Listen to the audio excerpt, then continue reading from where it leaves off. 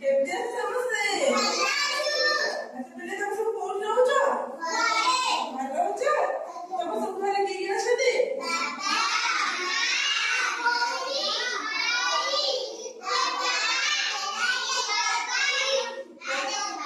ତାହେଲେ ଏତେ ସବୁ ଲୋକ ତମ ଘରେ ଅଛନ୍ତି? ତାହେଲେ ସବୁ ଜାଣିଛ ତାହେଲେ ନାଇଁ? ହଉ ସବୁ କେମିତି ରୁହ? ମିଳିମିଶି ରୁହ ଘରେ? ହଉ ତାହେଲେ ଦେଖ ମୁଁ ତମକୁ ଏବେ କିଛି ଜିନିଷ ଦେଖେଇବି ହେଲା।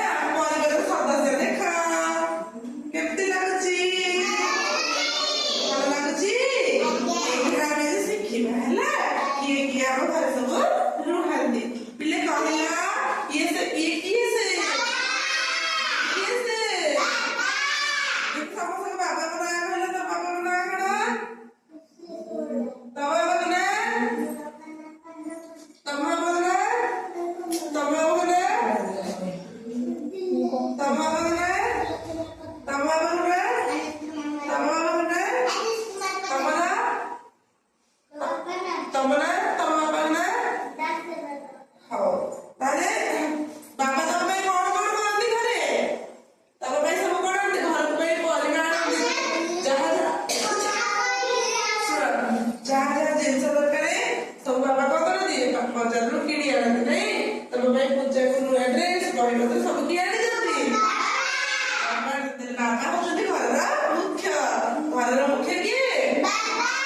ଯଦି ଜେଜେବାପା ଥିବେ ତାହେଲେ ତାର ମୁଖ୍ୟ ବି କିଏ? ଜେଜେବାପା ହେବେ ହେଲା। ଯାହାର ଜେଜେବାପା ଥିବେ ତାଙ୍କ ଘରର ମୁଖ୍ୟ କିଏ? ଜେଜେବାପା। ଯେହେତୁ ସେ ବଡ ନା ବାପାଙ୍କଠୁ ବଡ। ଆଉ ଜେଜେବାପା ତ ପରେ ତା ମୁଖ୍ୟ ହଉଛନ୍ତି କିଏ? ବାପା। ଜାଣିଲ ବାପାଙ୍କ ବିଷୟରେ? ଜାଣିଲ ବାପା ପଇସା ରୋଜଗାର କରି ଆମକୁ କଣ କରନ୍ତି? ନା ଆମେ ସବୁ ବିଭିନ୍ନ ପ୍ରକାର ଜିନିଷ ଆଣନ୍ତି। ଆଚ୍ଛା ପିଲେ କହିଲ ଇଏ କିଏ ସେ? କିଏ ସେ? ତମ ବାବା ମତେ ଡ୍ରେସ ଶିଖାନ୍ତି? କଣ ପିନ୍ଧନ୍ତି?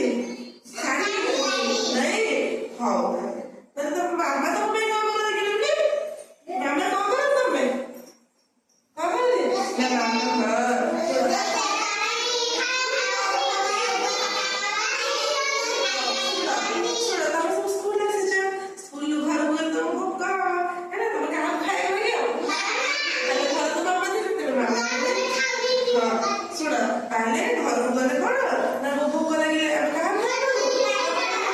ତେଣୁ ଘରେ ମା ଆମକୁ କଣ କରନ୍ତି? ଖାଇବା ରାନ୍ଧି ଦିଅନ୍ତି ଆମ ପାଇଁ। ଆମକୁ ପାଠ ମଧ୍ୟ ପଢାନ୍ତି। ଆମ ଡ୍ରେସ ସଫା କରିଦିଅନ୍ତି, ଖୁଆଇ ଦିଅନ୍ତି, ଆମର ଯତ୍ନ ନିଅନ୍ତି। ସେ ସବୁ କିଏ କରନ୍ତି? ମା କରନ୍ତି। କିଏ କରନ୍ତି? ମା କରେ ନାଇଁ? ଆଚ୍ଛା ଇଏ କିଏ କହିବଟି?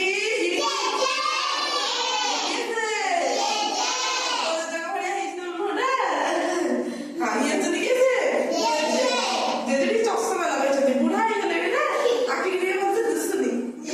ଚଷମା ଲଗାଇଛନ୍ତି ନାଇଁ? ଚୁଟି ସବୁ ଝଡି ଯାଇଛି।